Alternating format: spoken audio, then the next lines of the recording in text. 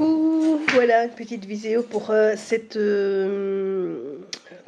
pleine lune du 5 novembre. Alors c'est une pleine lune qui s'appelle pleine lune du castor. Voilà. Alors pourquoi? C'est vrai, c'est bizarre, pourquoi est-ce qu'on appelle ça la pleine lune du castor? Mais parce qu'en fait, ça vient un peu des Amérindiens et du nord-sud. Donc en fait, les castors s'activent avant l'hiver. Ils vont construire leurs barrages, ils vont construire leurs huttes, ils vont stocker de la nourriture. Et c'est vraiment le moment idéal pour eux pour préparer l'hiver. Et donc c'est une façon d'assurer la chaleur et la sécurité.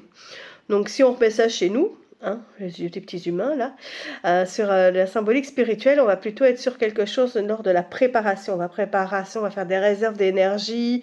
On sent bien que l'énergie commence un peu à baisser. On va avoir besoin d'être un peu plus à la maison. On commence déjà à penser à des nouveaux projets. Et alors on va être dans une petite zone un peu de repos, hein, parce qu'on rentre dans la saison sombre qui va arriver.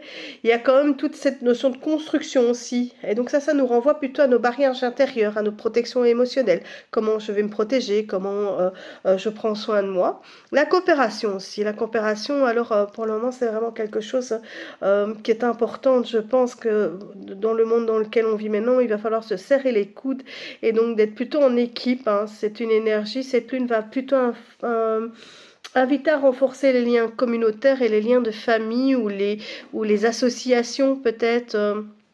On est vraiment là-dedans. Et on a quand même la transformation, elle vient après les moissons d'octobre, hein, donc c'était la lune du chasseur. Et elle symbolise la transition vers l'hiver et le calme intérieur. Vous voyez, c'est quand même pas mal de symbolique. Donc ce que je vous invite à faire quand vous avez les symboliques comme ça, c'est vraiment les travailler pour vous, de prendre un moment, prendre un petit livre, prendre un petit bic, un petit carnet, et cette lune, voir un peu ce qu'elle vous invite, et qu'est-ce que ça vient travailler chez vous, qu'est-ce que ça vient toucher chez vous. Il y a une petite légende qui dit qu'autrefois les castors étaient les gardiens de la rivière sacrée.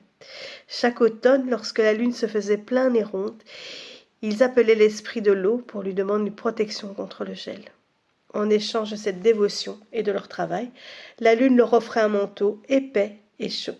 C'est ainsi qu'on dit que la lune du castor est celle qui tisse le manteau d'hiver.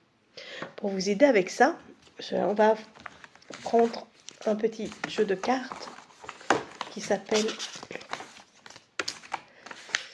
Message de ton âme.